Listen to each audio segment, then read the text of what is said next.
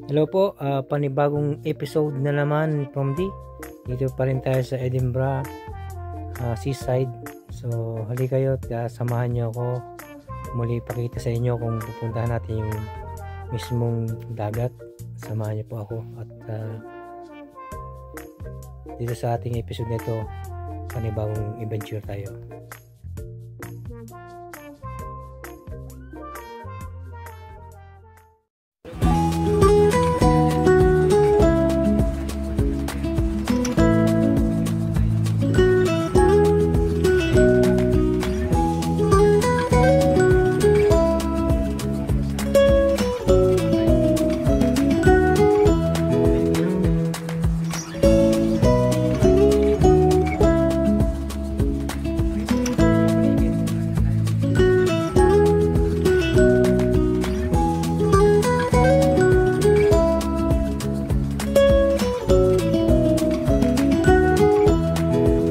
Dito po tayo mag-i-intro sa gitna ng dagat kasama yung mga seagulls.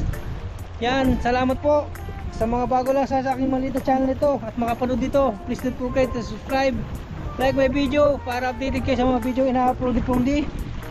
May mga crab din po. Ayan, middle of Edinburgh, Scotland. Paki-correct na lang kung mali ang aking pronunciation, mga taga-Scotland. Oh, nandito tayo mismo sa tabi. Marami scallop. Pataas po ang tubig, high tide. Eh, naman kung anong klaseng isda meron sila rito. Kasi ayaw kong magpakasakali, masyadong masabit at mabato. Ayan, ayun po ang tinatawag nilang pier siguro. Ayun, sa banda ron. May tulay doon. Kaya natanaw tayong pier. So, balik na tayo bago tayo abutin ang taas ng tubig dito. Shout out sa inyo lahat, sa mga taga rito sa Edinburgh. Nandito si Promdi. Dahan-dahan lang po tayo kasi paano yung bato, guys. Natin baka may mga lobster nakikita. Silipin natin guys ang mga lobster.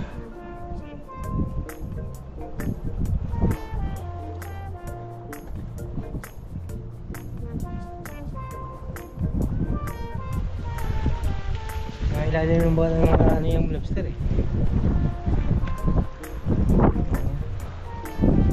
Ilalim ng mga bato. Hindi na tayo pupunta doon sa dulo. Masyado ng ano po.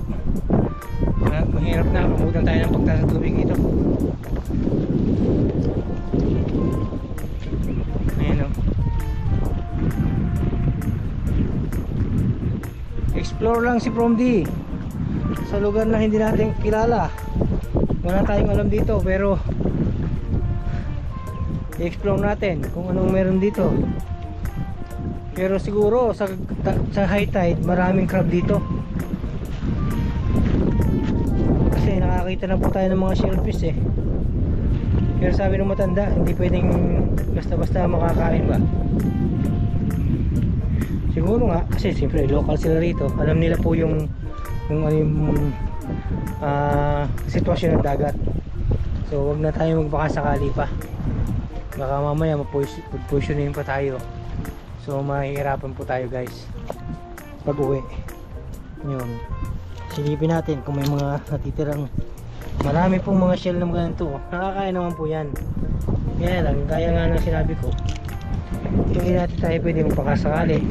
Malayo po ang ating tatakbuhin, ang ating lalakbayin guys.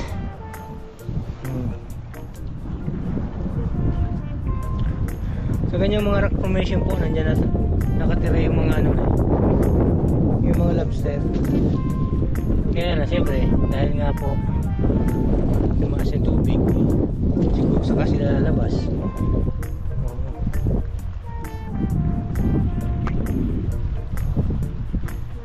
Huwag dyan, delikado po tayo, baka madulas pa tayo. Baba tayo, baba, baka po tayo madulas. Pero mataas po yung tubig oh. Makaabutan tayo ng high tide. Pero may maliliit na isda. Titingin tayo ng mga bakas ng mussels. O may mga naiipit dito ng mga ano, shellfish. Ang linaw oh. Wala bang natatrap na isda. Yan, nandito tayo in the middle of the sea. Ayan po tayo ng parking ko oh. Ayan oh. Oh. Nandito tayo sa Scotland, Edinburgh. So if you can see rock formation, may seagull, pero may mga bakas ng paa ng pinag-anuhan, ng mga crab. Huwag na tayo abutin ng ano dito, ng high tide. High tide po ang kailaban natin dito. Oh. Yan o, mga ipot ng seagull, tambayan ng seagulls. Yan ang mga pato. Hello, welcome, welcome. Ang linaw ng tubig.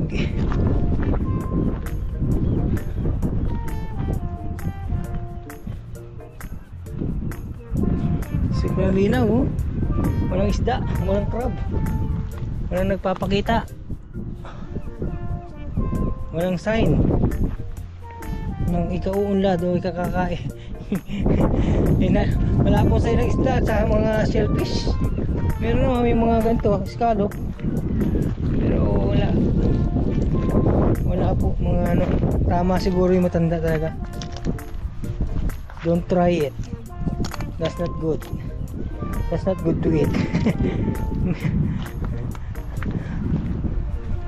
Kasi hindi sila basta ano, gusto nila binibili nila sa mga shops. Hindi tulad natin mga Pilipino, tayo kakain na lang po kung ano. Ano mo na yung mapasukan mo lang, tanggal na po ang ano yan eh. Tanggal na po yung mga kuan. Anong klase to? Bato ba to? Bato pala, kala ko crab na eh. Kala ko po crab na eh. Bato.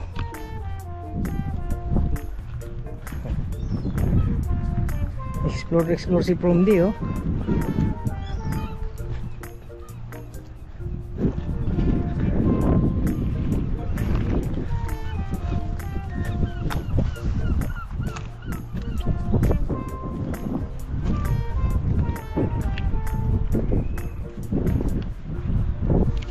Rock formation.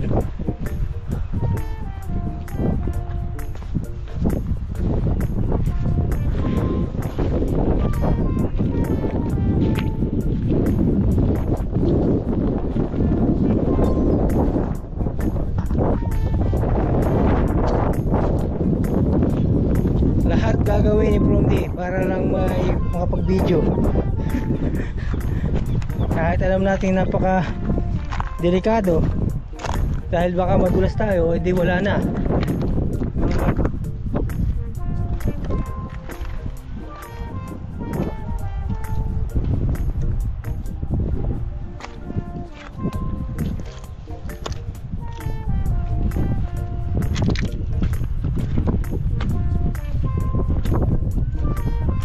Hindi maganda. Pero sabi, yung mga mussels nakukuha dito sa Scotland. Oo, dito nakukuha, pero parang walang kaganda-gandang ano to.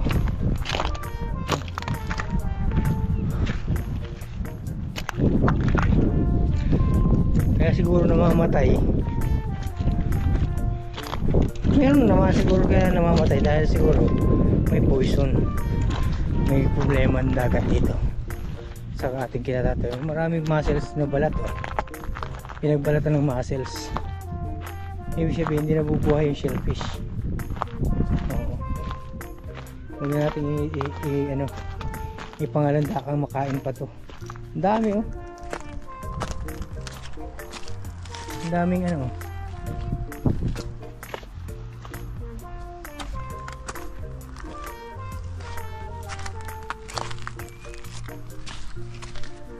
hindi malinis. Yan, sir. Yan lang po, at salamat po ng marami sa inyo guys sa walang sawang pagsuporta at pagsama sa aking mga video. Thank you po. At susunod po natin at na pupuntahan ay ang Edinburgh. Edinburgh, Glasgow. Yan, kahit dito po sa Bindagat meron pa rin bulaklak, nabubuhay sila. So, salamat po, bye bye and God bless everyone. See you in my next vlog.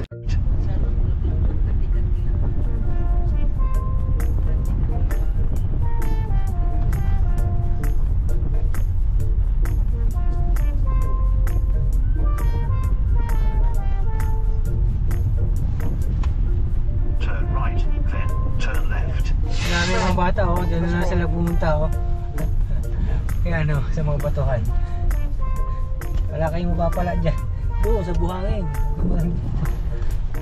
Dadama kayo dito? Chicken? Kaliwa? Ano nga? saan tayo magpaparada? Magabalik na lang dito. Turn left, then bear left. Haven, not Haven. Not Haven. Haven. I'm so sorry. Sunod tayo.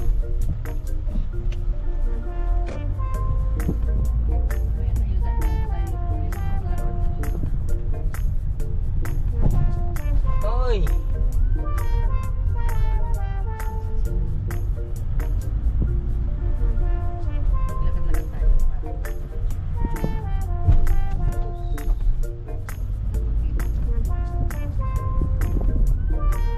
Lakad-lakad tayo.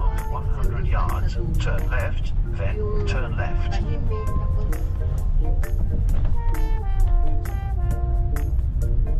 Turn left, then turn left.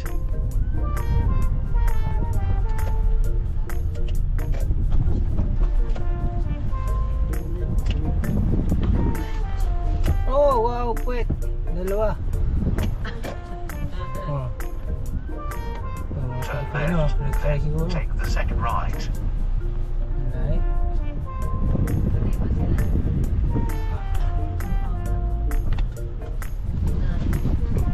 Dito ba tayo, kuya? Doon sa kabila. Hindi, Dito kabila. Hindi tayo eh. Ito kasi, si Lola hindi malaman ko sa papunta eh. Ay, sa pinakadulo daan. Kuha natin ihawan eh. Saan? Ito nila. Ano? Dito. Gawin natin namin si pangalan niya? Ka Eric. After May 90 nakita kami yards, kabayo. turn left, then bear left. Kunin natin. Hindi naman namin napuno. Naliligaw si Lola. Turn left, then bear left.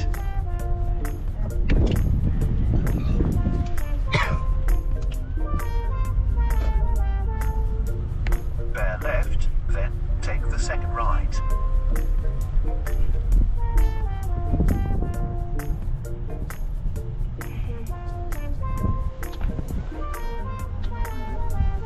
Kanan. Kaliwa.